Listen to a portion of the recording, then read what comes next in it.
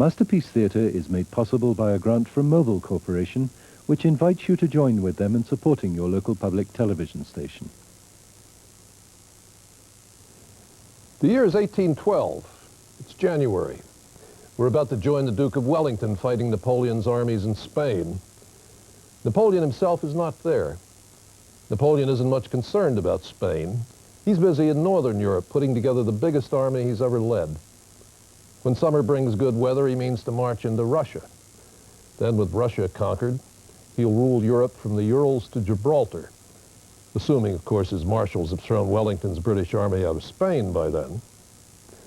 Well, as we now know, 1812 was not destined to be Napoleon's greatest year.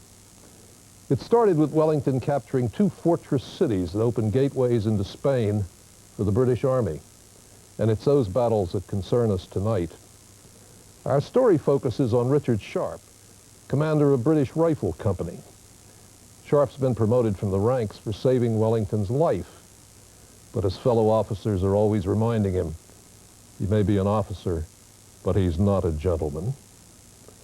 You should also know that Sharpe has had a love affair with the daughter of a noble Spanish family, Teresa, leader of a murderous group of guerrilla fighters. And now, Sharpe's company.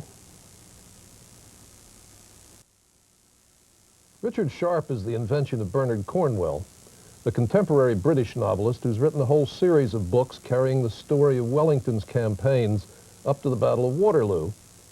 Historical novelists are entitled to fiddle with inconvenient facts that get in the way of a good story. And that's what Cornwell has done by making Sharpe an officer promoted from the ranks by the Duke of Wellington. The fact is, Wellington was against promotion from the ranks because he thought rankers, enlisted men, couldn't hold their drink. Now, we see him in these stories sympathizing with Sharpe when Sharpe quarrels with officers of the gentleman class. Wellington, in fact, preferred that his officers be gentlemen. Elizabeth Longford, who wrote one of the best Wellington biographies, says what he wanted in an officer was a well-rounded gentleman who'd studied the past in the college library and the present on the grand tour of Europe. The French, by contrast, had the first citizens' army ever created, thanks to conscription, which had begun during the Revolution. With all social classes represented, the French were fired by a patriotic devotion to principles, which made their army unbeatable until Napoleon exhausted them. Wellington thought his own troops, lacking the patriotic fire of the French armies, needed brutal discipline. But at the end, he was proud of the way they'd responded. Years after the war, he said some of his men had enlisted from having got bastard children, as he put it. Some were minor criminals. Many more, he said, were scum, enlisted for drink.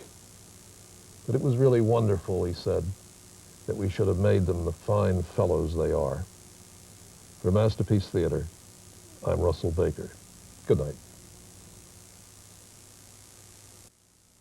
Masterpiece Theatre is made possible by a grant from Mobil Corporation, which invites you to join with them in supporting your local public television station.